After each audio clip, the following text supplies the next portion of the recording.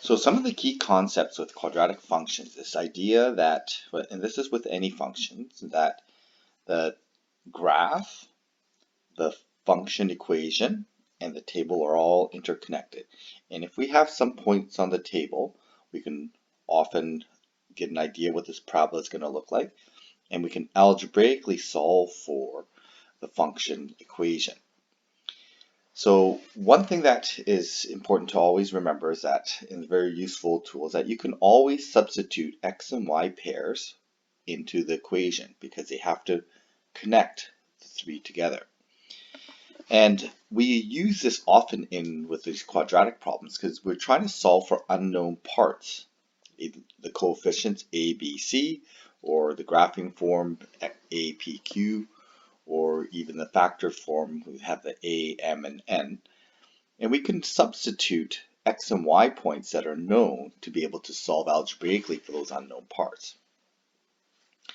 So what's really important is the key parts of the parabola. And I'm going to just highlight A because that is by far the most important point. Okay, that is our vertex. Okay, so I'm just going to do this in a different color. So A is the vertex. Okay, and it's particularly important because it's not just a regular coordinate, it is actually identifying the axis of symmetry, which tells us basically to double the information of any other point. Okay, so the vertex is by far the most important point.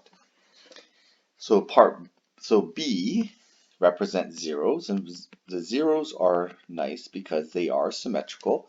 They also indicate some symmetry. Okay, so if we know the symmetry, we can find the other zero, or if we have two zeros, we can find the axis of symmetry. And C represents probably the least important point, but it is the easiest to find when we have the general form equation, and that is the y-intercept. Okay, so those are the key parts of the parabola, and we also have this axis of symmetry, but the axis of symmetry is essentially connected to the vertex. So the three forms of the quadratic function are the general form, graphing form, and factored form. Okay, so for the general form, really we get the a value, which is an expansion compression. Maybe I'll just write that out. Y equals ax squared plus bx plus c. And really the general form, as all forms, it gives us the a value, which is the expansion compression factor. Okay. And it also tells us the c value, which is the y-intercept. And so this is probably the least useful form. The most useful form is probably the graphing form, because the graphing form gives us the coordinates of the vertex. Okay, and most importantly, the p value. Okay, so the a value is still the same.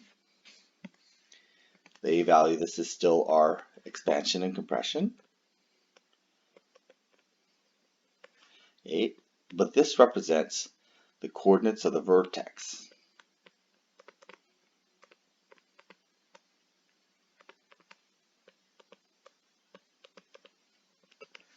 So when we have the opportunity, we want to probably try to put it into graphing form.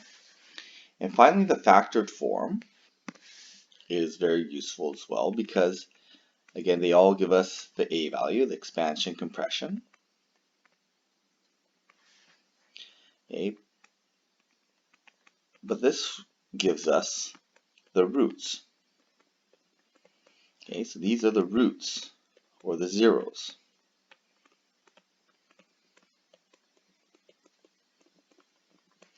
And this, although it doesn't give us directly the symmetry, the axis of symmetry, it does indirectly give us the axis of symmetry because these are symmetrical coordinates. So any two symmetrical coordinates, we just need to find the middle to find the axis of symmetry. So how do the key points vertex, zeros, y-intercept relate to the different forms of the quadratic equation, quadratic function, okay, we know that we have our y-intercept comes from our general form, the vertex comes from our graphing form, and the zeros come from the factored form.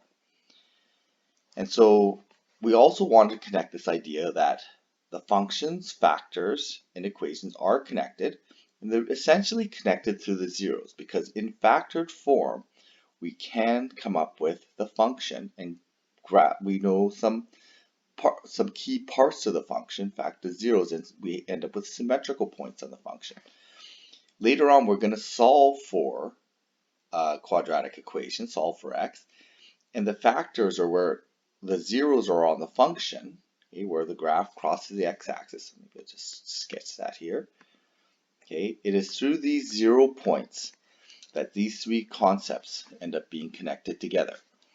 Okay, so our quadratic equations that we solve later on, we're going to solve them partially by factoring. Okay, and we can solve them also by graphing and seeing where they cross the x-axis. So another really important key idea, and we've already talked about this before, is this idea of symmetry. The symmetry is through the vertex. And that is very important because the most striking thing when you look at a parabola is the symmetry. And if you know where the vertex of a parabola is, you have a very good idea of the shape of the entire parabola. Okay, so we want to find any symmetrical points.